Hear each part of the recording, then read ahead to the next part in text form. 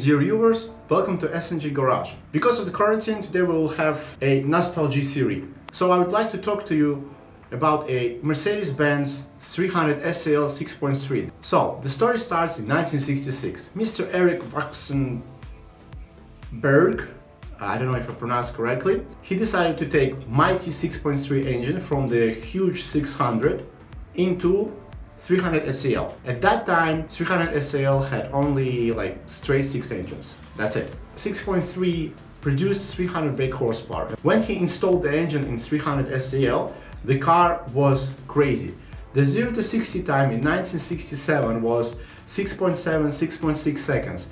At that time, that was the fastest four-door sedan in the world. Unfortunately, it wasn't in the production yet. Mr. Waxenberg decided to give the car for a test drive to a lead engineer, Rudolf Wanhat. I don't know if I pronounced it correct or not. So Mr. Rudolf Wanhat drove it for 12 seconds. The number 12 seconds I got from my own scientific research. You're welcome. Rudolf Wanhat, after 12 seconds, stopped the car, opened the hood, and he was amazed what he saw in the car. It was 6.3 with 300 brake horsepower. And immediately he ran from the car to the production line to start making the 300 SEL 6.3. The success was huge of this car. Demand for the car was mind-blowing, and it got more popular than Mercedes 600, especially in America, because with 6.3 engine the car was faster than any Porsche, most of the Ferrari, faster than most of the muscle cars.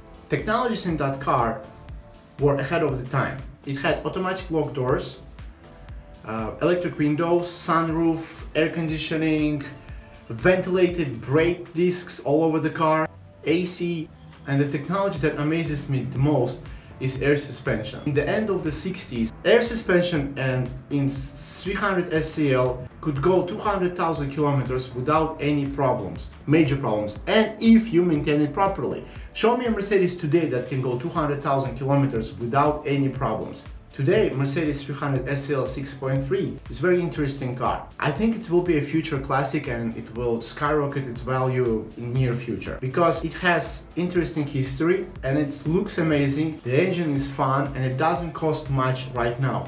The good ones are about $50,000–$60,000 and they're already starting to gain value even in the crisis that we have right now. Now let's talk about fun stuff. AMG, they call it the pink pig. They took out the 6.3 and increased it to 6.8.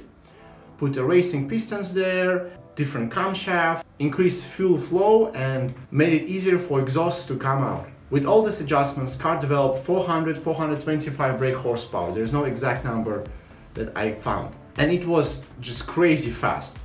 Also, they increased the arches, made it more aggressive, put interesting racing lights, stickers everywhere. They were preparing car for Belgium 24 Spa race, but you can feel that their intentions weren't very serious because they did some adjustments to make car lighter. They put aluminium doors and that's it. Why I say that their approach wasn't serious is because they left the wooden dashboard in the car, they left the back seat in the car, and they even left the carpets that came from the Mercedes. When car arrived into the track, everybody were laughing at it, like literally pointing fingers and laughing at the car because it looked fat and not balanced at that time. Today it looks perfect, but at that time it looked like that. Lighter and more sleek BMWs, Alfa Romeos were confident that they will just pass by this car without any problems.